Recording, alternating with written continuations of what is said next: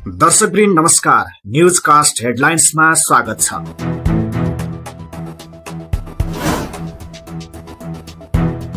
Gen Z आन्दोलनका शहीदहरूको राष्ट्रिय सम्मानका साथ आर्यघाटमा अन्त्येष्टि। सरकारको निर्णय अनुसार शहीद घोषणा। जेन्जी आन्दोलनका मृतकलाई सलामी सहित विदाई।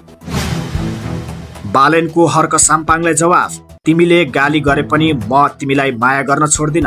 साम्पाङ प्रति बालेनको हास्य रसपूर्ण स्ट्याटस भाइरल।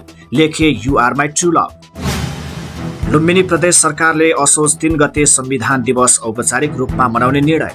जेन्जी आन्दोलन पछिको आगजनी क्षतिको विवरण संकलन जारी। सेवा चुस्त राख्न मुख्यमन्त्रीको आग्रह।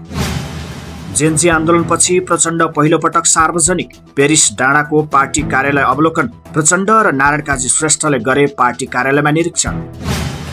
प्रधानमन्त्री सुशीला कार्की र राष्ट्रिय सभाका अध्यक्ष नारायण प्रसाद दाहाल बीच समसामयिक राजनीतिक विषयमा वार्ता। प्रधानमन्त्री कार्कीलाई राष्ट्रिय सभाका अध्यक्ष दाहालले दिए बधाई। शान्ति प्रक्रियामा सहकार्यको प्रतिबद्धता।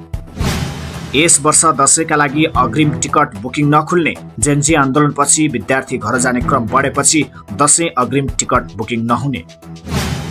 दशैंका लागि नयाँ सुकिला नोट वितरण सुरु। सर्वसाधारणको चासो भने कम। राजनीतिक संक्रमणले दशैंको सुकिला नोट सटहीमा कम चहल पहल।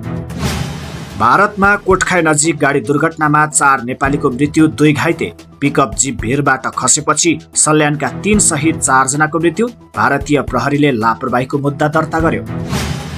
इजरायलले गाजामा नरसंहार गरेको संयुक्त राष्ट्रसङ्घ आयोगको निष्कर्ष। हमासको आक्रमणपछि इजरायली कारबाहीमा 64,000 भन्दा बढीको ज्यान गएको दावी। र जेन्जी आन्दोलनको प्रभाव बीच एनपीएल मङ्सिर 1 बाट हुने क्यानको दावी। एनपीएल दोस्रो संस्करण समयमै गर्ने क्यानको तयारी। फ्रेन्चाइजहरू सक्रिय। हवस् त न्यूजकास्ट हेडलाइन्सबाट बिदा दिनुहोस्। नमस्ते।